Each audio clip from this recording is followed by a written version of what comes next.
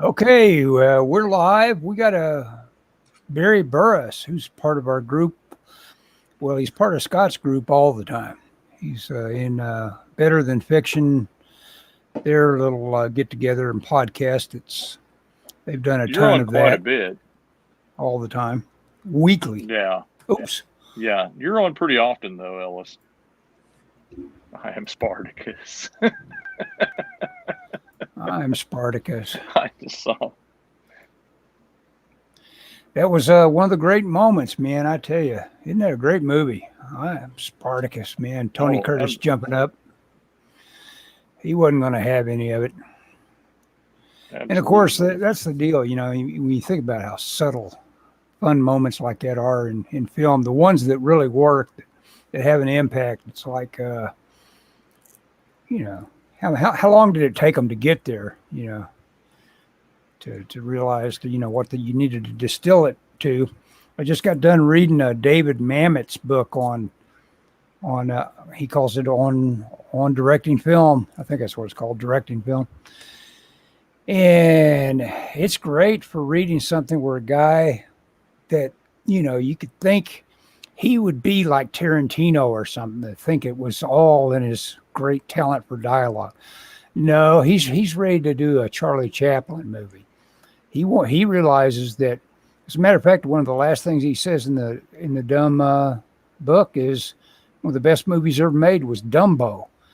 And it's because it's telling its story entirely visually. The shots are just perfect. You could learn so much from an animator because they don't give you wasted visuals as a cartoon. You do what you're Well, it's been a while since I've seen Dumbo, but I have been listening to a book about Walt Disney, and in fact, not long ago, I listened to where they were talking about Dumbo, and Dumbo kind of came along at a time when they kind of had it figured out, but they hadn't burned out. You know what I'm saying? Uh-huh. And so, because like with Snow White, they were kind of figuring it out, and so yeah, I can see that. Somebody making the case that that's a perfect movie or whatever, perfect storytelling. Yeah, I guess that is very early Disney. Jinju. Now, does that mean preparedness? I think it does. I don't know. And then Tolfer says hi too. Oh, so we had two people that are hanging out. I've discovered that what people do, and I do this same thing, is if you are into podcasts whatsoever, they're just there as background noise. All these people we've got in our audience are typically doing something else. More than that's likely. Good. That's good for them. Yeah. So on that note, I notice you all are doing your job, if you will, which is art, and I'm here doing my job, which is IT project management. Really? So this is what that looks like. So you're trying to use your brain while you're talking to us. Okay. I'm doing Scott and I don't usually do that. I'm doing the opposite. I'm trying to my fill brain out a test matrix. Finish up filling out a test matrix that has about 500 lines of data that needs to be entered and answer about 2,000 or 3,000 steps. Well, and trust me. Much more interesting. Well, just in case anybody feels sorry for Barry, I don't know for sure, but I'm pretty confident Barry makes more money than both Ellis and I. So. Well, that's pretty easy to do. Well, yeah. I'm not impressed. Okay. Yeah, Tofler says he wants answers. I acted like these people that are lurking around here are casual. They want answers. Okay. Yeah, exactly. There's nothing casual about that. I'm not sure about this one. Now, this is interesting. This name, okay, Robe Horvik. I don't know. I want to say Marjo Gortner when I see that with my dyslexia. We have new people today. Yeah. That's okay. That's great. Did you ever see Marjo Gortner's movie when he was a kid preacher? Uses. Yes, you've seen that? What was it? Just called Marjo, isn't it? Marjo. It's a pretty intense little doc. Well, yeah, because way before they used to do stuff like ambush interviews, that's basically what he's engaged in. He's going among his fellow preachers and trying to out them as just basically, frauds, And what movie was this? It's called Marjo. And Marjo Gortner, he's a decent actor. He didn't do a whole lot. He was in Billy and Steve Miller wrote the hit song, which I think is one of my favorite Steve Miller songs. Probably his biggest role. Star Crash. Star Crash. Was an Earthquake. What's that? Oh, Earthquake. Oh yeah. He was in that. Oh, that's right. He was the cop that goes bad. No, the demented National Guardsman. Okay, yeah. He's a National Guardsman that decides to use his new authority to kill all the bullies that have been picking on him. Yep. Yeah. Hey guys, come back. I was just kidding. yeah. It's an M16 to him. Yep. That's some of what goes on. That's some of what went on during the hurricane. You had to watch it. Had to make your mind up whether or not you wanted a cop to help you or not in New Orleans.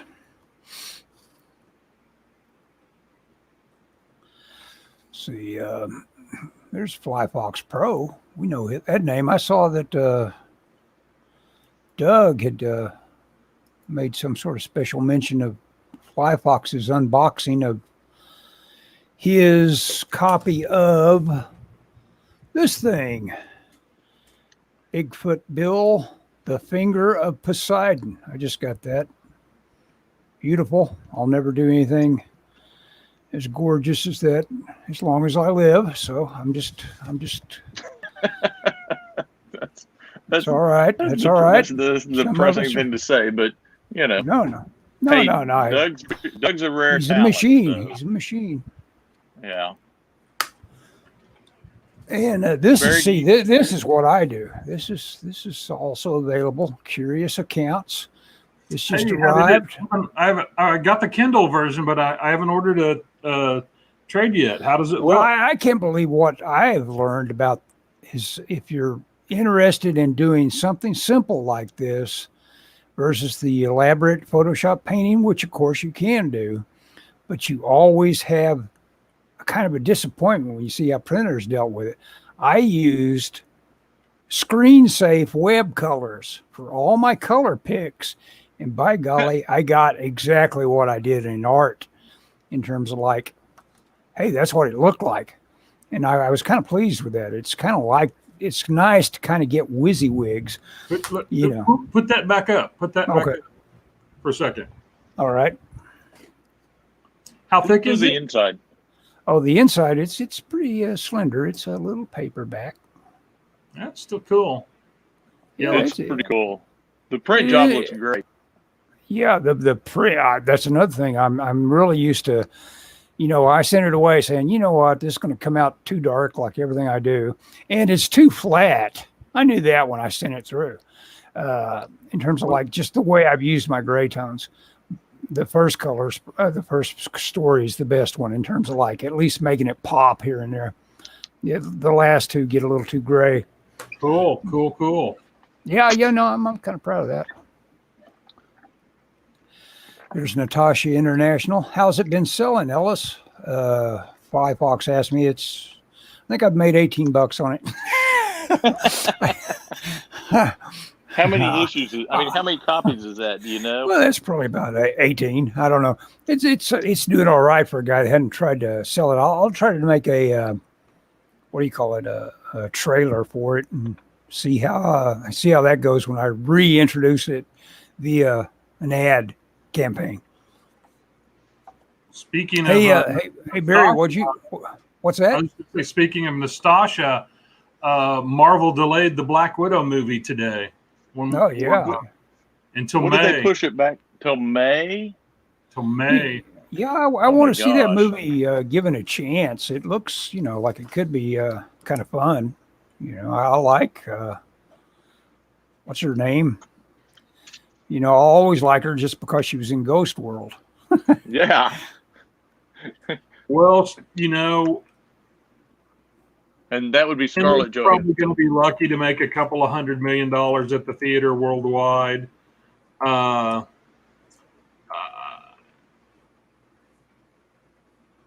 What? Mulan, for all intents and purposes, is probably considered a flop. So they've run out of choices. They either wait, they either hold on to their money and wait, or they do some type of video on demand, Disney Channel mashup, DVD, Blu-ray type of thing. Yeah. But, a Black Widow movie probably costs between 200 and 300 million. Yeah, they got to get that money back. Oh gosh, that's a lot of money for a Black Widow movie. Hey, Flyfox, thanks for leaving a review. That's something that you don't realize. You think, I don't need a reviews of this, and then when you see a review, you really kind of appreciate it. Even I've and I'm right there with Nastasha, by the way. No funny dragon in Mulan. It's it's Kmart Kurosawa. That's a pretty good I did watch it. I did watch it. It was okay, but I having been a big fan of Kurosawa, having been a big fan of samurai films in general, as well as Japanese historical films. There's a movie called Heaven and Earth that's pretty incredible, shot in Canada, no less. I felt I'd seen it all before. Yeah. Yeah, someone was making a point that, if you want to get your kicks with the guy that, I can't think of his name, Akira Kurosawa, don't just think samurai movies. He's got a lot out there that you ought to be checking on other than his samurai costume dramas. And I've been guilty of that. I've mainly gotten into his costume drama stuff. Ikuru is probably my favorite movie of his. Yeah, Ikuru. I don't think I've seen it. It's takes place in modern day. Well, it came out in the 50s, so it took place in modern day Japan, and it's about an elderly. Yeah, I knew that. I knew that's what it's about. Go ahead. City government worker who finds out he's dying of cancer, and he wants to leave behind a legacy. And the movie leads up to. I'm going to spoil it here. Spoilers up to spoiler alert. Awake, and then kind of a coda at the end, and it's a really good movie. Yeah, he finds a real vivacious girl to pal around with there, right? For a little period. I don't know about vivacious. I think that gives the wrong impression. Maybe not. But he does meet a character, a drunk, that I've always thought if someone were to remake the American version of this or the English version of it, it would be played by Keith Richards at any age. That was funny. I was watching. Have you seen any of these mentioning Keith Richards? They had it's got a great soundtrack, Lilyhammers. It's got Steve Van Zandt, of course, who is in the E Street Band. So, it's cool that the soundtrack for the Lilyhammers is so often pretty entertaining. But they finished off with a Keith Richards vocal song, at the end of the last segment I watched. Those Lilyhammers, I finished up season 2. I've only got one season left. That was the first one, before they shoveled so much crap Netflix's way for cuties. Oh yeah. That was officially the first season that Netflix ever delved into, which is Lilyhammer. Pretty good. See, but there's one they should remake because it might be amazing. Treasure Planet. You want to see a live make? Yeah, that could be interesting. I guess. Could be good. But I've never watched Treasure Planet all the way through, even though I know it's like amazing as far as visuals go. I just haven't had the sit down stamina to do it yet. It's pretty good. I mean, it just didn't. It kind of wandered around. It was an adaptation of Treasure Island, but with a sci-fi thing. There was some computer stuff going on, computer graphic stuff, but it was traditionally animated. I think it kind of got lost a little bit, but it wasn't bad. It's not bad. I have the DVD. That's the other thing. Blu-ray. I actually kind of like it. It's not perfect. It was a mid-tier at the time. They were really turning out a lot of stuff, but it's better than a lot of the items that came out at the. It's better than Home of the Brave. Yeah. And Brother Bear. Oh yeah, I'd agree with that. It came out. I just saw something about Michael Eisner. It kind of came out. Disney was just coming off this big animation thing, and it went through all the ones that they put out then, and the only one that really did real good at the box office around that time was Lilo and Stitch. Yeah, it's got great character designs and. Yeah, we watched that not long since we've been stuck at home. My wife and I've been watching more movies, and so she's not going to watch a lot of stuff that I want to watch. So I'm always trying to find something that she wants to watch. We watched Lilo and Stitch not long ago, sometime in the last 6 months, and it holds up. Oh yeah, I think. But it's not an adventure kind of thing, even though it does have an alien in it. It's more it's one of the Disney relational kind of movies, versus the adventure kind of movies. I saw something recently that made me aware that, as entertaining as it may have been when I saw it the first time, it's like there's certain things that don't age all that well. And the not the absent-minded professor. That's the first one. Son of Flubber. I watched Son of Flubber. Gosh, those things. You have to be pretty patient with them to watch them all the way through nowadays. We were, it's interesting that's how I knew Fred McMurray. So we watched one of the classic films for our classic cinema podcast called Double Indemnity. Did we see another one with McMurray as a bad guy? Basically a bad guy. And it's kind of weird. I don't think so. But I don't know. I can't remember for sure. Yeah. No, I think you're thinking of the one with Walter Matthau. Yeah. Charlie There's Barrett. a few of those. Yeah, Charlie Barrett, I guess, would be playing against type usually for Matthau, but I think every time we've seen Matthau, which has been about 3 times thus far, I think he's been the bad guy in all the ones we decided to queue up. He was in our Elvis Presley movie. Yeah, that's the one I'm thinking of. Oh, that's one you're thinking of? I thought you were thinking of Charlie Barrett. Okay. And, well, he was the transit cop in Taking and Pelham 1, 2, 3. That's right. And he's not a bad guy in that. Oh, No, look no, at this. he's a good They're saying that are you guys hinting that Lilo and Stitch is going to be live action? That doesn't seem likely. Get out of here. No, they could do it. They could do it. They could CGI for a little Stitch. It might be funny. Yeah, But I doubt it. Probably be more like when that Lost in Space thing was like when they had that bad CGI pal for the little girl. Ugh, that's bad. Black Cauldron. Yeah, that's an old movie that probably needs to be seen since I haven't seen it. So you were talking about Disney live action movies. Another movie that Michelle and I watched during the pandemic was Blackbeard's Ghost. Oh, that's that one with the Hunchback. Peter in it, right? Ustinov and Ustinov. That's right. Susanna Plachette. I was think thinking that's her Charles name, or Lawton. Suzanne.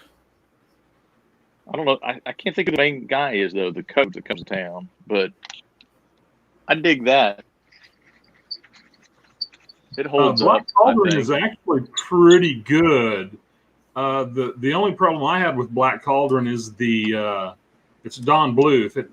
The animation doesn't live up to what you could have seen in the Laserdisc video games that they were putting out at the time. He was putting out at the time. It's a little flatter than that, but it's still worth watching. I don't know that it's ever come out on Blu-ray, but I have it on DVD. Huh. That's cool. Interesting piece of trivia. I was in transfer online on video on demand. Cool. I did watch a classic. I don't know if I've ever seen Black Cauldron. I like Disney was able to bring Studio Ghibli movies. That's right. Nausicaa, Valley of the Wind. Yeah. That's right. In the late 80s. Dean Jones. It's Dean Jones. That's who it was. Yep. For what? I've lost the train. For the Blackbeard's. Oh, okay. Blackbeard Ghost. Yeah. Okay. The he's a coach that comes to town and he stays in this. He stays at the inn and he meets Blackbeard's ghost. Blackbeard's ghost is. Oh yeah. Okay. Yeah. They're trying to help the ladies. Dean Jones is the guy that was in the Herbie movies, right? I think it is the same guy. Yeah. Yeah. Yeah. Yeah.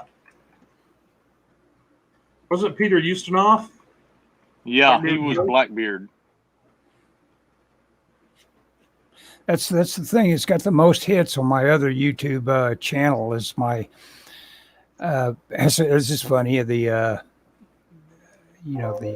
interconnected or whatever you call thatness of you pick and I am Spartacus. Is that I have a Peter Ustinov, the extras on a DVD of him talking about Spartacus, and that's my biggest hit on my other channel.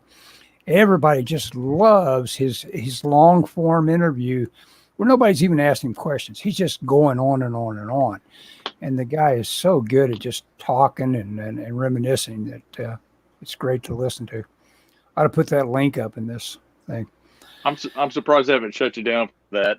I don't know. Well, you first off, you have to reach a plateau where you'd have to be monetizing.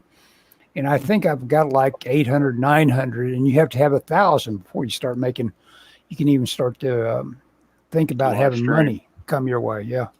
Oh, yeah.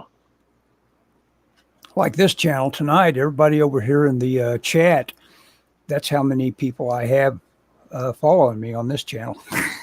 I'm kidding. Everybody's here. We got a full house. Yeah. They're all here.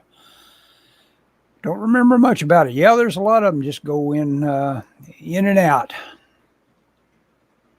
He does a lot with he's a great straight man. I think he did the cat movies too, the cat from outer space and that darn cat. Yeah, that darn cat. That darn cat.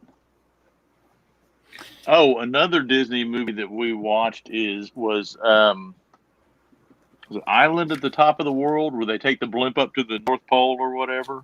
Yeah, it's a Disney classic. We saw that too. Great.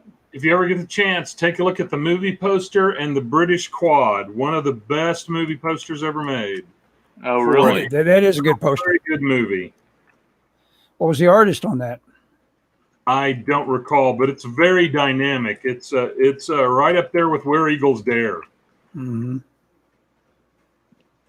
I think I've seen it's like coming out of a volcano, the blimp is, or something like that. Yeah. No, it's heading towards one, I think, if I recall correctly. Oh, okay. See if I can bring it up on the screen and then point my camera at it. Island at the Top of the World. Yep. Who was the lead in it? Dan. Oh gosh, I don't know. I forget. He went on to host Good Morning America. Yeah. Really? Yeah. You're right.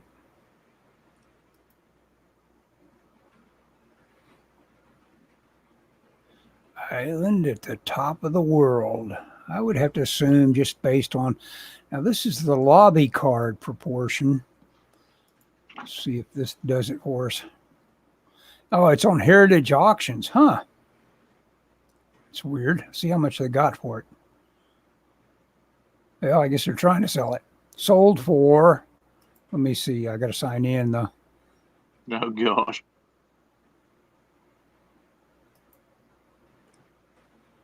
Now, fooey on them. They forgot my password. Oh, well. That's all right. Who needs them? I do like Heritage Auction, though, because when I am signed in, getting those high-res images is Oh, sure yeah. fun. They'll put real high-res images up. It's pretty nice. Let's see. I have no way of... Here, I can do this. Here, I can check. See what I'm getting by pointing. This is a mess. I'll get it right, though. Here we go. Get in on my... Look at that. Infinity and beyond. Can you see that?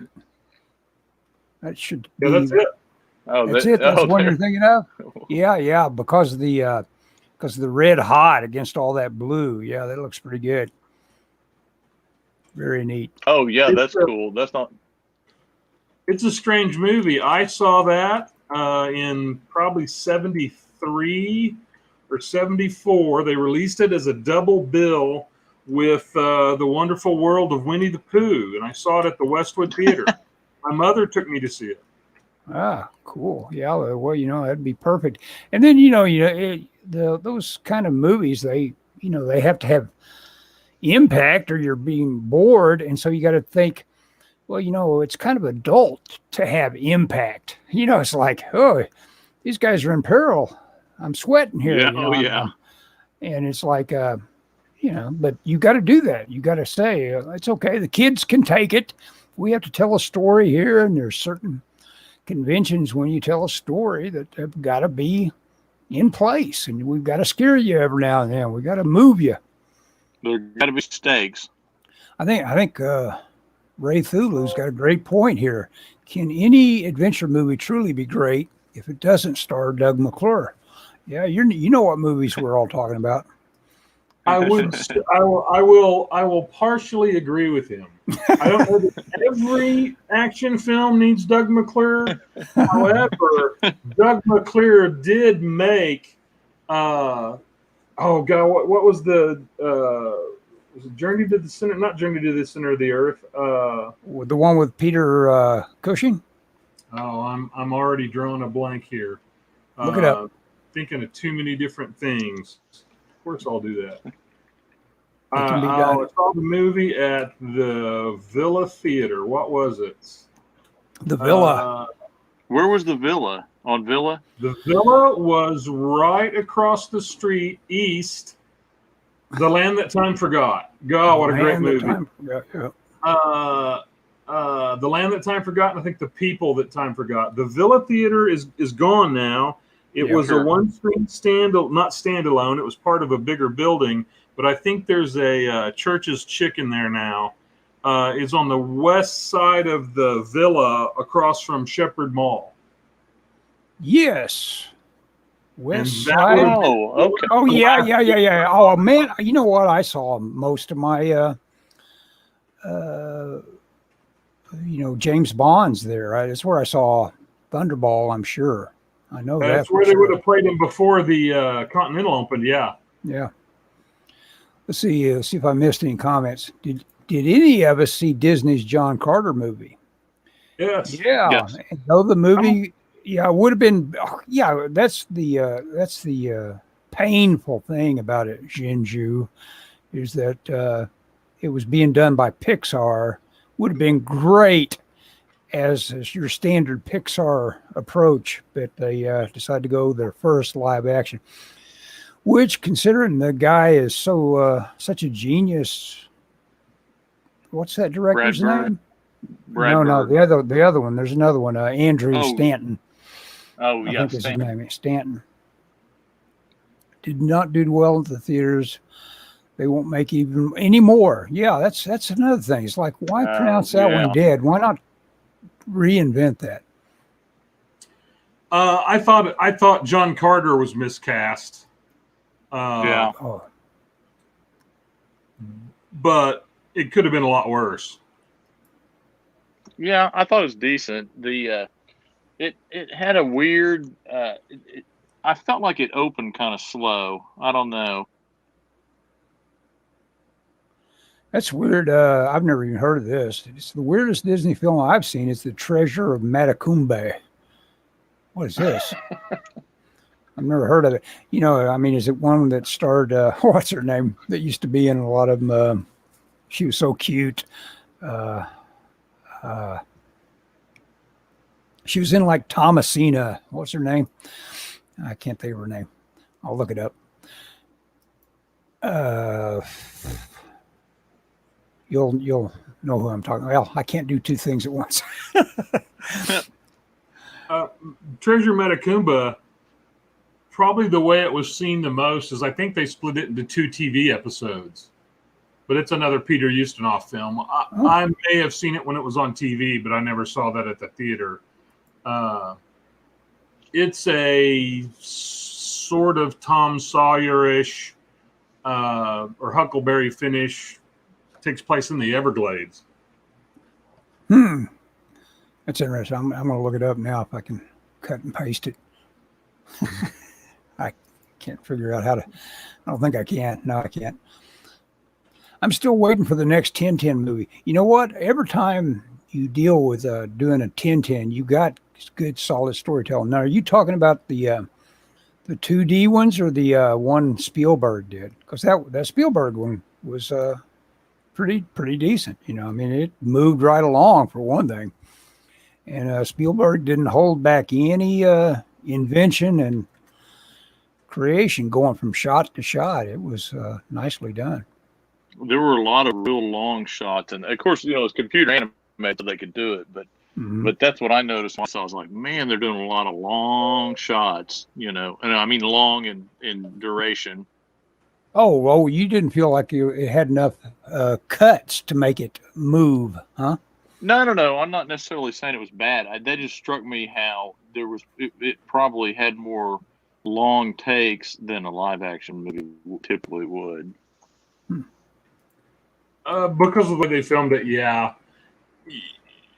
Being a big fan of the books, you know, it tried to combine a couple of different books. It just didn't work for me. It felt a little too forced, not you know, just a little too impish at times, and you know, I thought it was too long. Also, I think it's a solid 2 hours. Is it 2 hours? That's too much for me to sit through what is essentially an animated film. Yeah, it is. Cartoons can kind of like wear you down a little more than live action for some reason. I don't know what it is. You're just not there for them unless they are the ideal length of hour and a half or less. You know. I think most movies should be an hour and a half or less. Yeah, most of them. Yeah. Hey, you know what I'm watching last night? You could call it a mistake to do this, but it was kind of cool, even though, you know, if you don't like dread and being scared witless, maybe it's a bad idea. But I went to bed after watching Chronicles of Frankenstein on Netflix.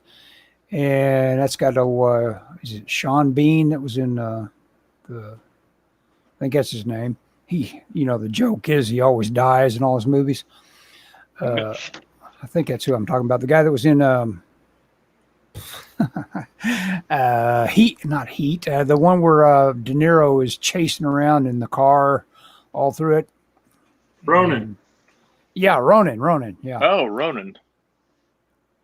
Isn't that Sean Bean, the guy he puts down at first? And isn't that his name, Sean Bean? Maybe it's not Bean. I'll type in Ronan. I'll have his name. Yeah, it's Sean Bean. Okay, good. But anyway, Chronicles of Frankenstein or Frankenstein? No, it's Frankenstein Chronicles. Keep it simple, Ellis. And it goes right to your subconscious, I tell you, because I woke up 3 times with 3 obviously influenced nightmares from what I just seen that evening, and yet it's so subtle. You don't realize how horrified you're being made basically by these images. I'm working on a little bit of freelance. I'm not really hurrying myself on it. It's just like I just have to get this image right so I can take it into another program and start painting on it. So I'm not even worried about it. Once I get the outlines, I'll do the fills when I get it into Photoshop or whatever I decide to use. What the Nelvana stuff? Let's see. We'll catch up with all these people. I'm acting like these people are running the show tonight. Here we got Barry as our guest, and I watched an oldie but a goodie over the weekend that I bet you would have liked, Ellis. What's that? The Ghost Breakers. Bob Hope. Oh, yeah. Now, is that the first one, or are they doing something that they are basing it on? Because there's one that is the very first Ghost Busters origin, kind of like the first one that did it. I think there was one before it. This one was not as good as I recall it being as a kid. I haven't seen it since I was a little kid. I mean, I liked watching it. I just remember it being far more vivid story when I, saw it. I don't see that it's a remake. It was remade later as Scared Stiff, as a Martin and Lewis film. Yeah, Scared Stiff. That's it. Yeah. Probably Ghost Breakers is the one that I'm thinking of for originating the one in Scared Stiff. Yeah. And it's interesting because the remake is almost note for note, with the exception of the song and dances that get added into the Martin and Lewis. It's placed in a country, but it plays note for note, almost identical. I really thought I watched Scared Stiff a while. That's what made me watch Ghost Breakers. I've got to check that out. That sounds fun to backtrack on that. Ghost Breakers is a fun one. Has classic voodoo zombies in it. Yeah. I've never seen it. Nelvana. Okay, yeah, that's probably what I've seen. Yeah. I've seen the one you're talking about, the 2D 1010. Yeah, which is pretty good. Ghost Breakers is not the first one. We'll have to check on that. Yeah. The classic line of Bob Hope calling Democrats zombie is from that film. Yeah. Yeah. Someone else had a comment on here. Oh, yeah, they were just curious of. Oh, they were asking about, is it good with reference to the Frankenstein Chronicles? Because Sean Bean usually dies. Well, I'm only on second episode, and it's got 2 seasons, and I think they each it's either 8 or 10 to a season. So he takes a while to do it anyway. But from the very first one, you learn he's got a pretty bad case of syphilis, and they use that as a device because apparently when you had syphilis during this time, you took mercury tablets for it, which causes you to hallucinate. So anytime he can have some sort of like dip into his psychic abilities, basically, and have a hallucination that might be true or not, It's a good device. What'd you think of the? I've called this here "Guild Navigators All" for the title of the show. Have you seen the? I think we all sent around and shared the Dune trailer, right? Didn't we all react to that? Say whether or not we liked it. I think we did. I think we did. Yeah. I think that got passed through the emails to each of Mm-hmm. us. I like it. I think there was some reaction. We didn't like the casting of it. I think that kid's fine. I think that's what, that's contrast in art to say, here's this kind of wimpy little kid that's going to become the Kwisatz Haderach or whatever. That might work. My take, and I think my quote got misread. I mean, I've read the books, I've seen the movie, I've seen the movies, I've read the books. My comment about the trailer was they almost exclusively focus on Paul and I forget Shani, or I forget her name. It makes it look like one of those young adult, kids overcoming, post-apocalypse, No, yeah. It shouldn't be an emphasis on that. With that, like. You've had very good sound, Barry, in case you're interested. I think your sound is pretty good. What all kind of equipment did you buy for this? You got to have a Zoom meeting. Any really, so I got to use mine for work. Uh-huh. And I'm going to try to convince Scott and DL to get one. I got all good, high quality name brand add-on cameras are gone. They are sold out. I waited weeks before I ordered one, and I got this one from Amazon, and it's called Nexigo, Nexigo, and it was like $50. Mexico. It's a 30 frames per second. I kind of wish I would have went up a bit and got a 60 frames per second.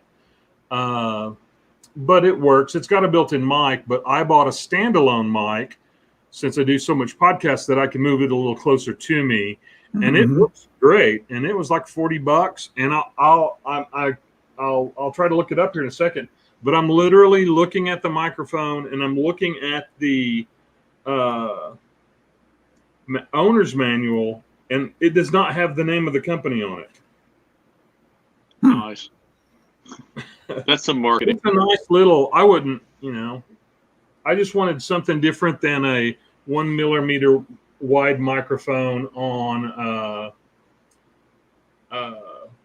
my laptop, or it's bigger than an iPhone mic.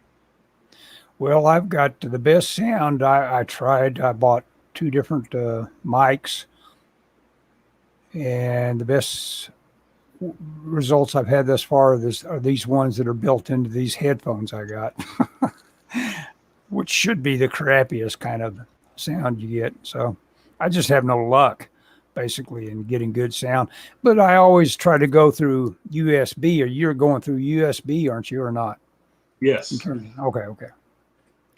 Because I guess that could be considered kind of like inferior to go through USB. Isn't there another way you can get better sound, I guess, going through your main sound? I'm not sure how else you could do it. Yeah, I don't either. I mean, if you had 4 or 5 people together all on mics, you could go through a mixer first. Yeah. You wouldn't need that the way we're doing it. Yeah. But for $40, it's worth it. I mean, I'm on calls now since I'm working from home. I'm on calls, and all my customers are, are nationwide, coast to coast. I need to sound a little better. Yeah. You need to. Yeah. Do you like dress up to be on them? Sometimes I do. Yeah. I mean, I'll do a shirt and tie, which is the minimum. If I'm in the office, I have to wear a shirt and tie and slacks. Yeah. It depends on who I'm on the call with, but I've almost always got either a polo or, during winter, I'll have a sweater on here at home. They're a little more lenient at home. Got a collar of some kind going. Yep.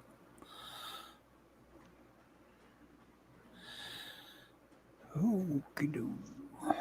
I also watched the latest Alejandro Jodorowsky documentary. Oh, really? What's that? It's called Psychomagic: The Art of Healing. Psychomagic. I'll have to get you a file copy of it. It's pretty. It's pretty crazy. It's about healing. It's not very good. I didn't care for it very much, but it's got your typical Jodorowsky strangeness to it. Yeah, well, Santa Sangre is my favorite strangeness. I can't even say it. It's a great one. Yeah. That's the one that got me back into Jodorowsky. Yeah, Jodorowsky. I saw that in the theater down in Dallas. Yeah, Santa Sangre is a fun.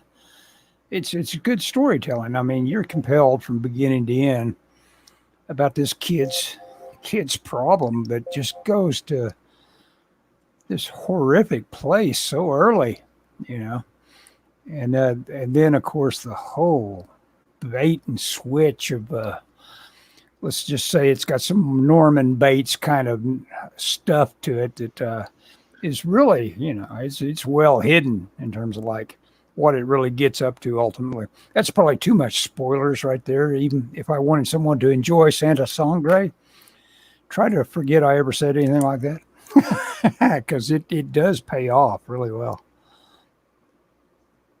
But I'll always remember the elephant bleeding out scene. God, that grossed me out, but at the same time, it was so moving.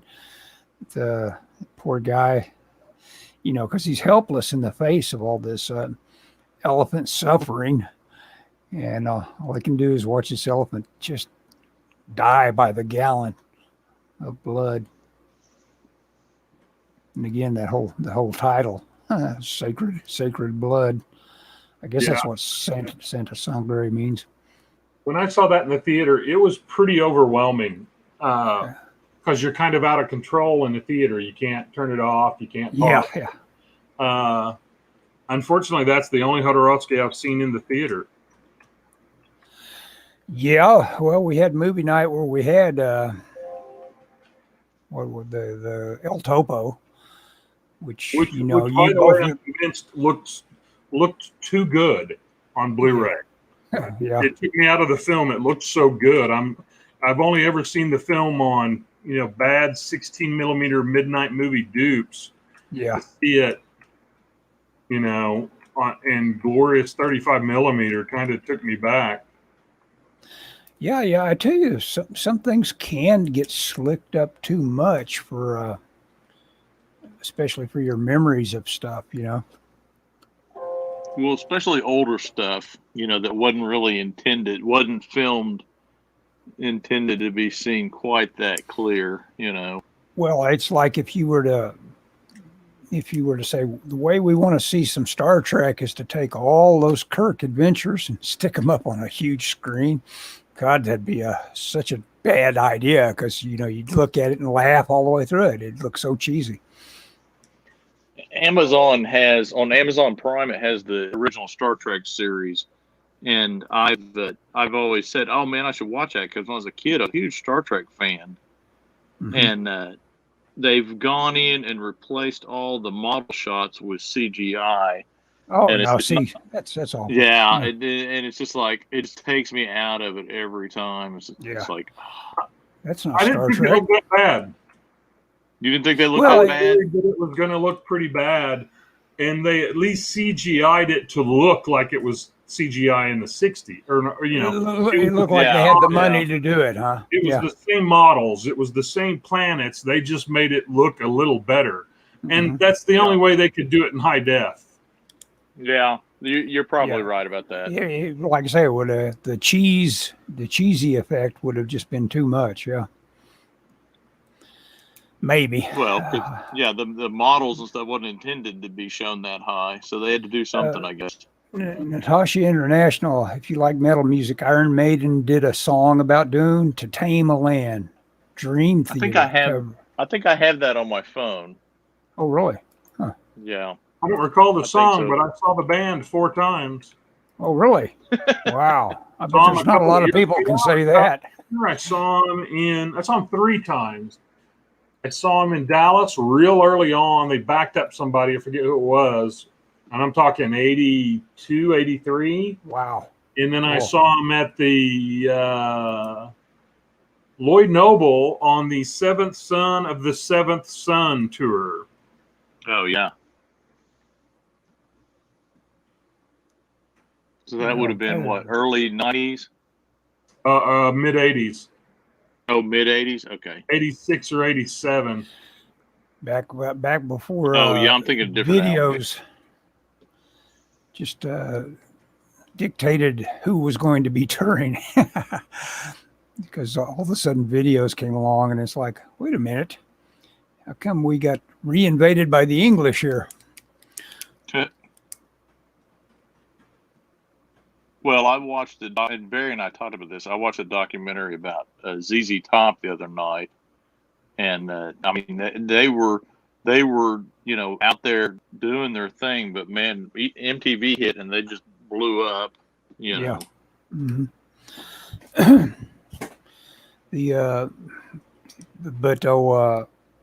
Billy Gibbons makes a comment about that they were also stuck in the period of when the hottest thing on touring before their big hit as video artists, where they came out their way, was they tried to go with like getting out there in tight pants like everything else that was touring, and it just didn't work for them. They were just big people. They don't look good when you pack them like sausage into their shiny jumpsuits. So yeah, they're not really spandex guys. Yeah. Natasha International asked, "Am I going to do D&Q tonight?" No, probably not. That's drawn and quartered. They are doing How'd you something. do last week? I didn't. I wasn't on last week. They did. Oh, okay. I did a quick throwaway one of. It was Metal Gear Solid, so I did a crate with an exclamation mark over it. If you remember any of the Metal Gear Solid. What was the one tonight? It was going to be. It was going to be interesting. I forget. Maybe somebody will know. I've seen the announcement. Flyfox Pro earlier said Sean Bean doesn't die in National Treasure. Plays the president though, doesn't he? I don't know. I don't remember that movie too well. That turned into quite a franchise, didn't it? Didn't they make 3 of them at least? They made 2. Okay. Cowboy Bebop is the theme for Drawn and Quartered. Hey, Scott Sackett, look, he went black on us. There he went. He's back. No, I had microphone issues, or I had my head. I switched headphones. Because of battery again. Yeah, well, I'm using my AirPods and they won't last quite an hour. So I had one in and then I had to switch them and it wouldn't. I thought it would switch smoothly, but it wouldn't. But anyway, I'm back. I got the other one in now. Here you go. I can talk to you now, Barry. Picture in picture. Hey, looking good. I haven't seen you in like 8 months. Yeah. I'm still all right. I'm hanging in there. Look at that. I've got some nice lighting on me. This is a good idea. I should do this more often. Scott, you're going to have to change that. What? Nothing. It's just me. I can point. See. Oh, God. But I can only point to myself. I don't know. That's pretty horrifying. Talking about the Frankenstein Chronicles. Look at that. That's a character actor right there. I was thinking about how smart it is to go as a character actor versus trying for lead roles. Yeah, all those guys that you associate more with every movie you ever saw. For instance, I saw where James Hong is going to finally get his star. It's like guy's made 500 movies. Who else are you going to give a star to? You better give James Hong a star. You know. Yeah, I was just, along the same line. Willie Best from Ghostbreakers, who starred in a bunch of Bob Hope films. You know, the sad thing is stars in the 30s, 40s, and 50s. It was hard for them to cross decades. Certain stars did, but not like nowadays. I mean, you know, Tom Cruise is going on 40 years as a star. You know, wow. Yeah, that's amazing. And you have to stay. Other movies where there's not too many other. You know, Hope had an almost 40-year career, give or take. Not necessarily as the star of movies, though. Yeah. But you have those guys that, you know, Willie Best starred in over 130, didn't star, but was in over 130 films. I don't even know who you're talking about. Nowadays, that's an incredible career. I mean, that's a yeah. Now a movie star can release I forget who it was, Javier Bardem or not Javier. There's another actor who released like 6 movies in 1 year recently, and you know, back in the day, a studio wouldn't have allowed that to happen. You know, that's overkill. That's oversaturation. Not all of these movies went to theaters. You know, they went to TV. You know. Yeah, you're using up all your goodwill and you're wearing people out on you. Yeah, they wouldn't let you do that. You're worth too much to, you know, you're to bring people into the seats. Yeah. Yeah. And, you know, people have their hot periods, you know, they're not always going to be there for you. Just trying to think of who has wore out their welcome just recently. And there's a lot of them that have worn out their welcome just recently, you know, but, you know, our Oklahoma movie is going to get made of about the Osage murders.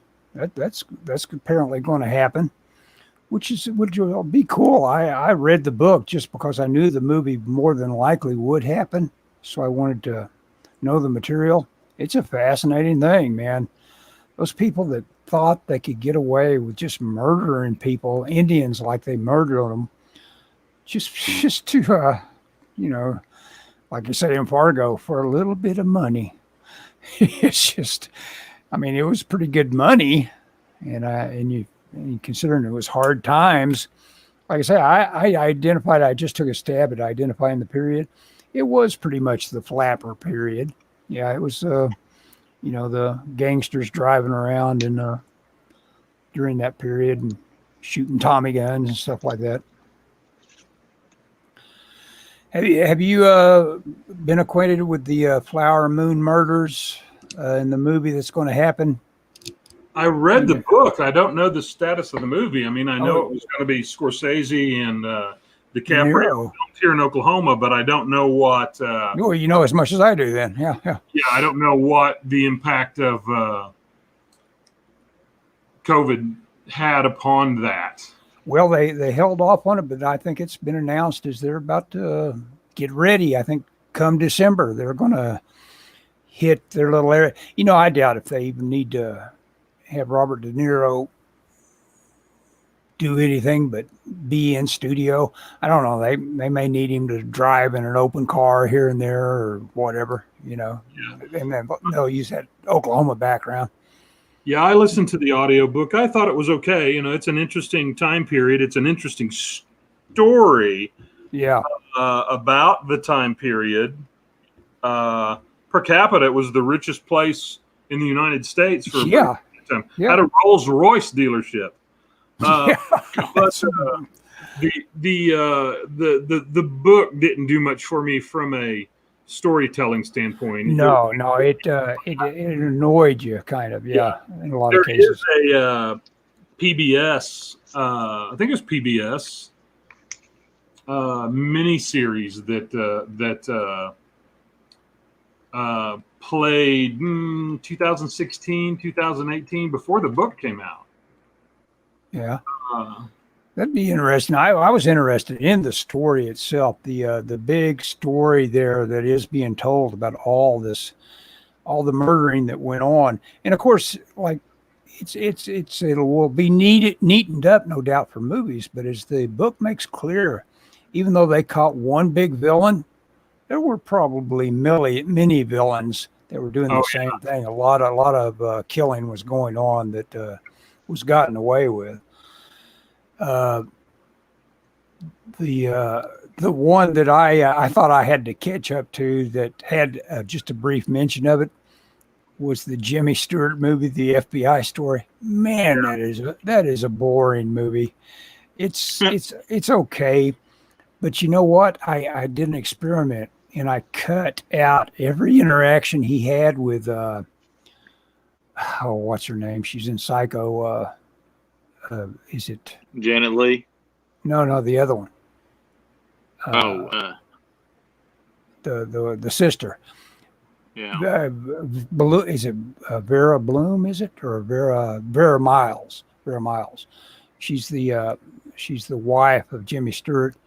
If you cut out every bit of their awful problems, which makes it into a soap opera, you end up with an hour and a half movie. You cut out an hour, and all of a sudden you've got a perfect little fun documentary of the FBI. And it's like, okay, I found out what was wrong with this movie, which is, bad because it's perfectly good soap opera stuff, but it wasn't what I was into, Boy, if you haven't watched his westerns, his post-war westerns from about 48, 49, Winchester 73, through the Far Country. There's probably 3 or 4. Man from Laramie is a really good one. That was 55. Anthony Mann directed some of those, and they're like country and western noir. Yeah, I got I mentioned the other day that a movie that had a lot of impact is Shenandoah, and I wonder if they can even show that movie nowadays. What with its sympathy for the South. Can you even get away with showing a movie like that takes a viewpoint? It's a story to be told.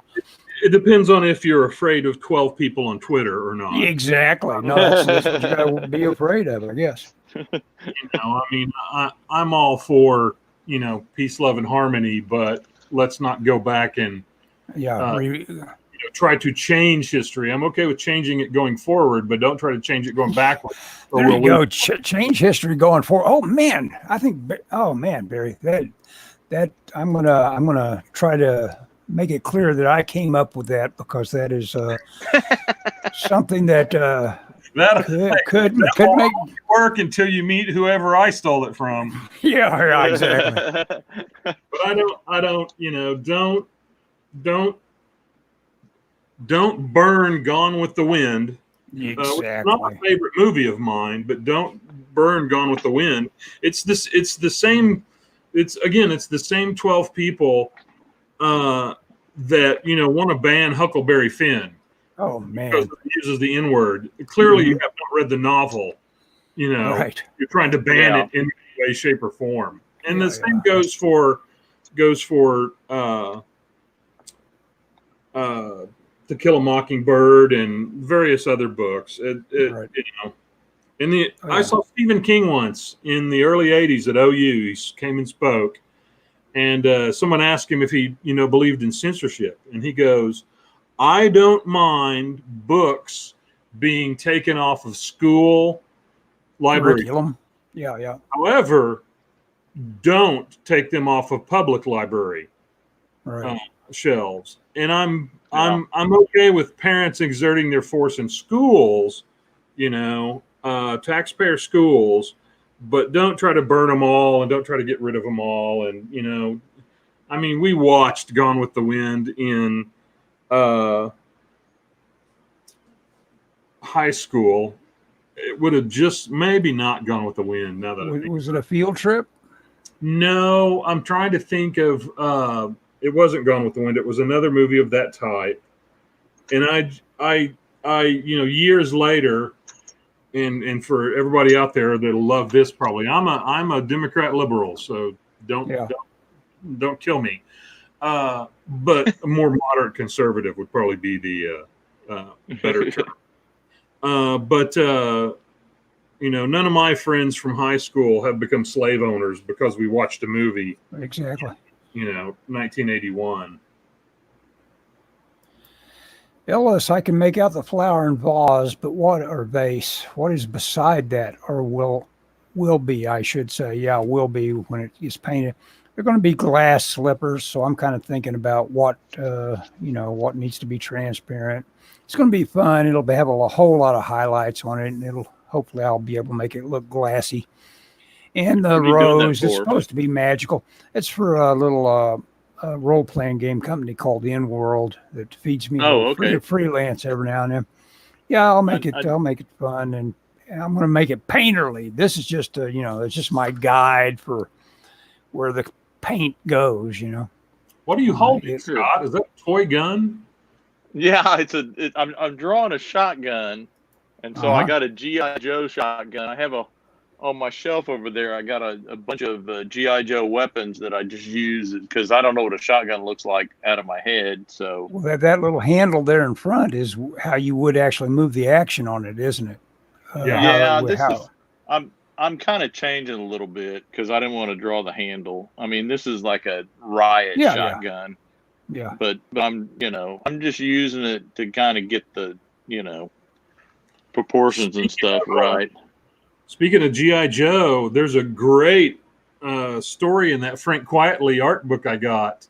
Graphic Inc., The Art of Frank Quitely, that big DC book that has a G.I. Joe story in it. Really? Yeah. I've got that. It's not, let me put it this way. It's not a G.I. Joe story like you would think comic books would have. It's a story featuring the G.I. Joe toys back from back. That's a great book if you don't have it. Amazon's got it for $19 and it's worth every penny. $19 got it. Yeah. It's a good book. I would highly recommend it. You could, of course, borrow mine, Ellis, if you want. But I would highly recommend it. It's 400 or 500 pages of all Frank Quitely art. $19 for 400 or 500 pages. Yeah, it's a good deal. That sounds like you're giving that away for cost or something. I wonder why that is. I think they are blowing it out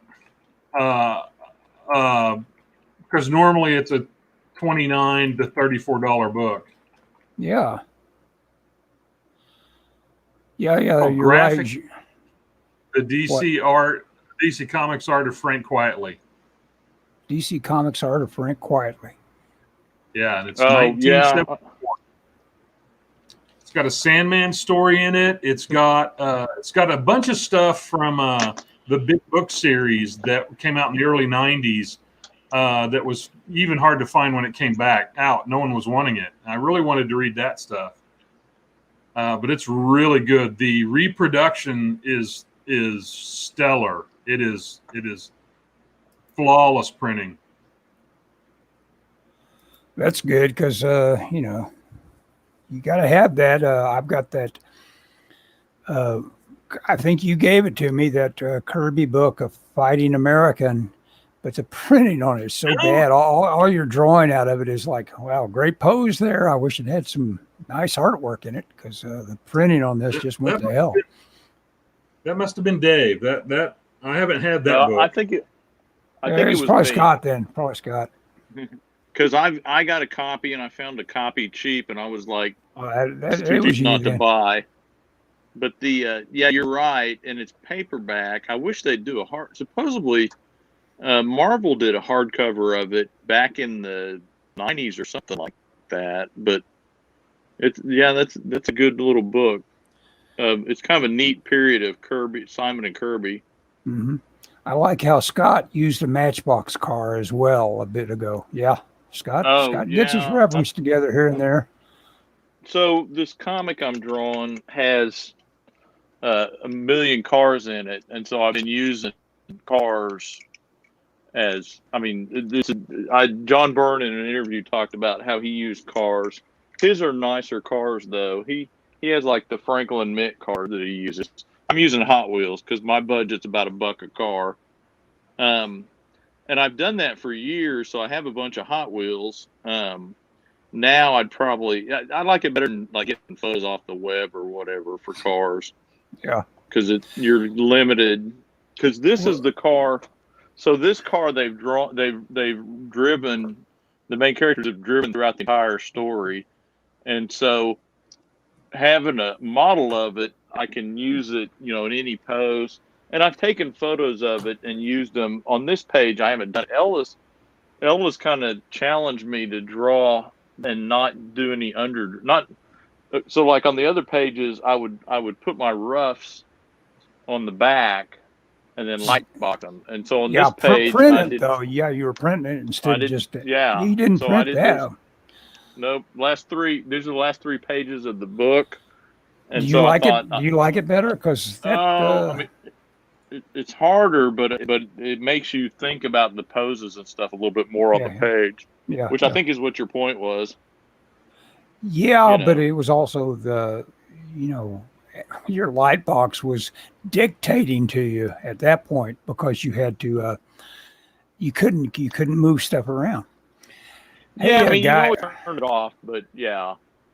Hey Barry, I don't know if you got any use for like Scott and I occasionally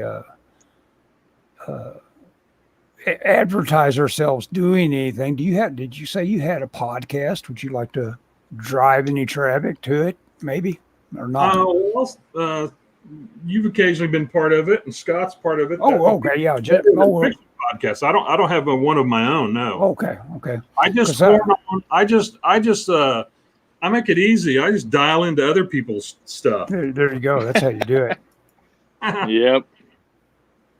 Now, this is a pretty good way to have a Zoom conversation, right? Without YouTube having to squawk about it too much. You could get on this and get your business done. Natasha International saying she's trying to draw a Challenger from memory. Yeah, the old, depending on the year you're talking about, they're still coming out with Challengers trying to evoke the muscle car look. But I remember the Challengers that were coming out when I was in high school, early 70s, maybe late 60s. That was your true era for a Challenger. And of course, the movie we're talking about, right, Barry? You know the movie I'm talking about with Barry in it. Barry, what's his name? Dean Jagger, Barry. Vanishing Point. Yeah, Vanishing Point. He was also in the Limey as the mean lawyer that was ready to. I love his part in that. Barry something or other. Barry Newman. I love him in the Limey. He gets a quick look at Terrence Stamp and realizes that guy's up to no good. And by golly, he whips his gun out. He's ready to shoot the guy and explain later. He's just this lawyer that realizes I watched a movie recently called Fear is the Key. Fear is the Key. And with Barry Newman. Started watching it that I found out it was based on an Alistair MacLean book. I have seen. There is a car chase in this film that probably lasts 20 or 25 minutes. Oh, jeez. And you're 45 minutes into the film before there's more than, say, 10 lines of dialogue. Yes. Oh, my gosh. And the first hour and 15, maybe hour and 20 minutes, you could never tell it was an Alistair MacLean film. Not by the same guy who wrote, Guns of Navarone and other films. Force 10 from Navarone. And then all of a sudden it turns into an Alistair MacLean movie, an Alistair MacLean story. It's a strange film. Yeah, it is, isn't it? It starts out with a kind of a crisis going on in a courtroom, right? And an abduction. Pretty quickly. That's kind of the second scene. That's the maybe the third scene. But yeah, it's a strange little film. Yeah, and then it ends up in like a diving bell, right? It ends up underwater. It is a weird film. And Barry Newman had his own TV show at one time. So somebody's actually read the book.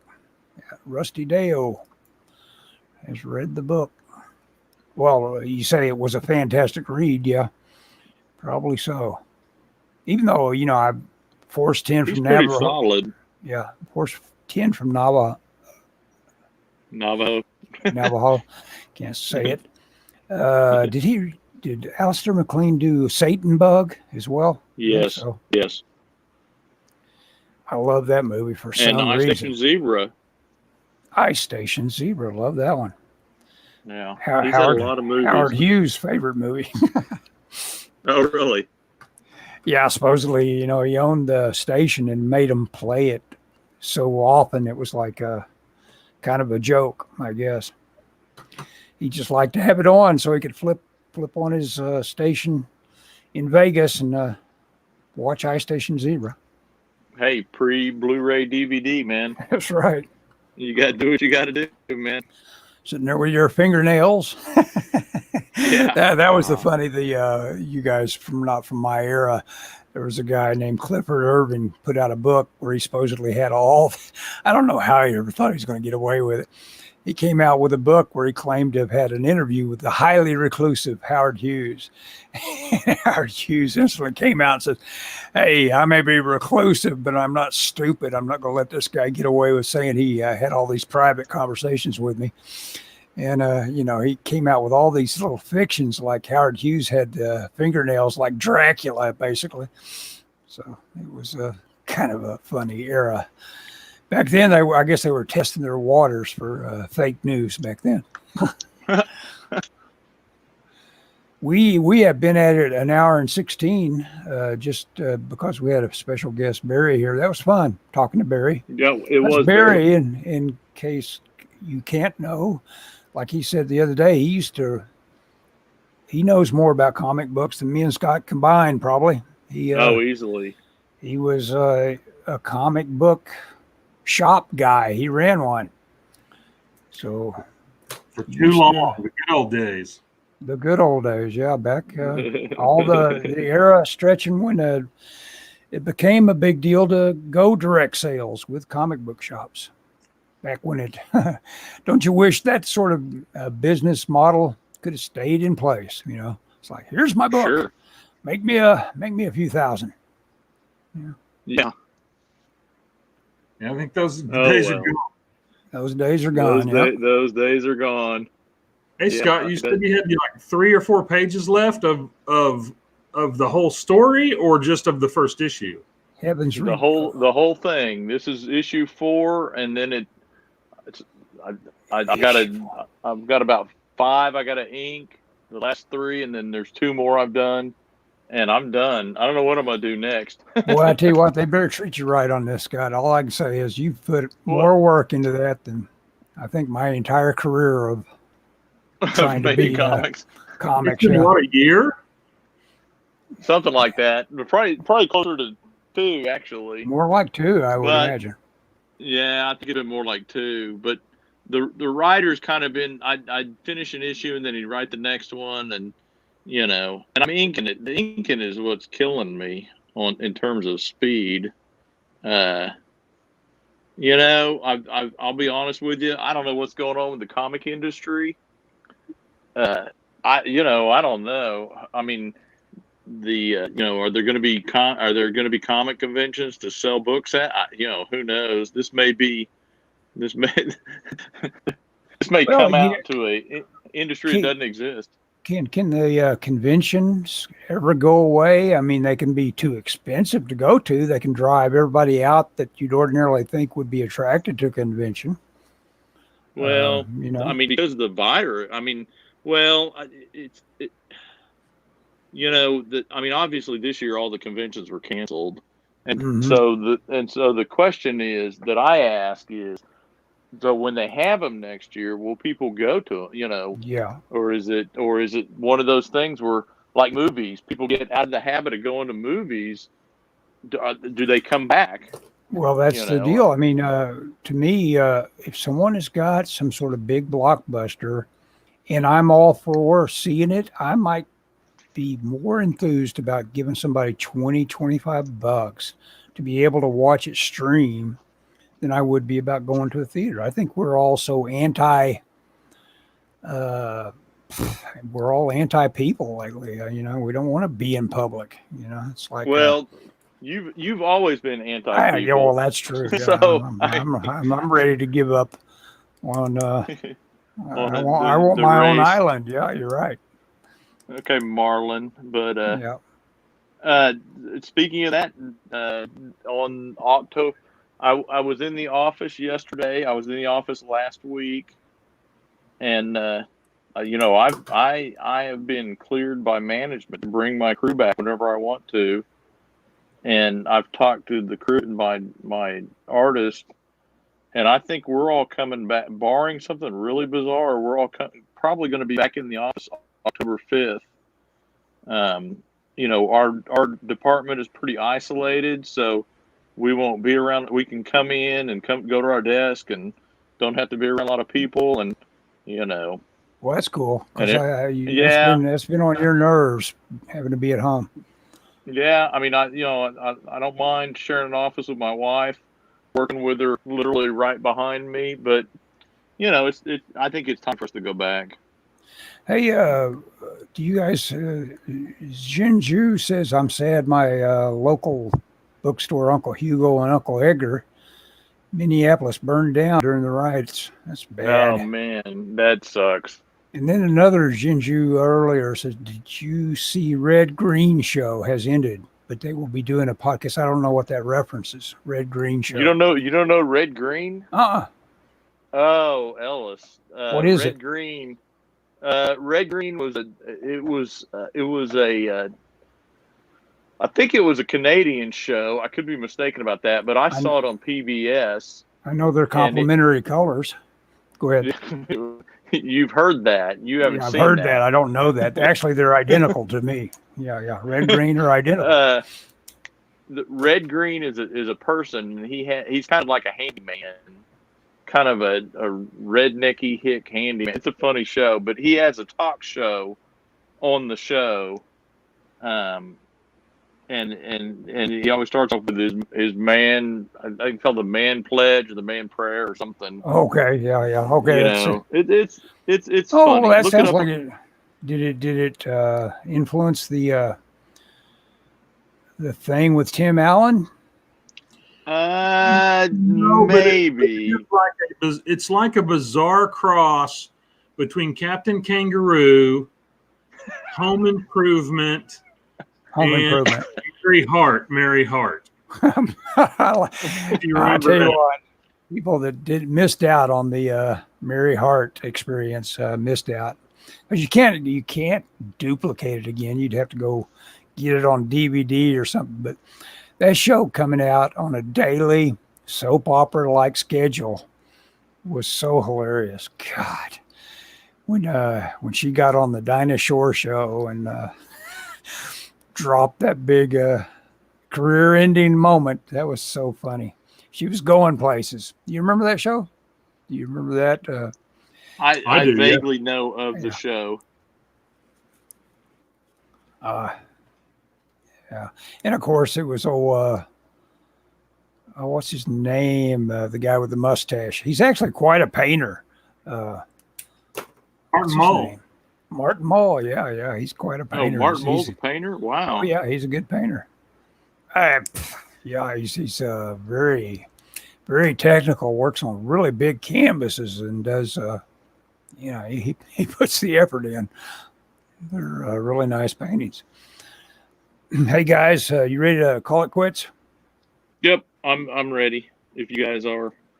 Okay, thanks Barry for showing up. We can actually talk after I end the broadcast, so we could do that in terms of how we sign off from each other.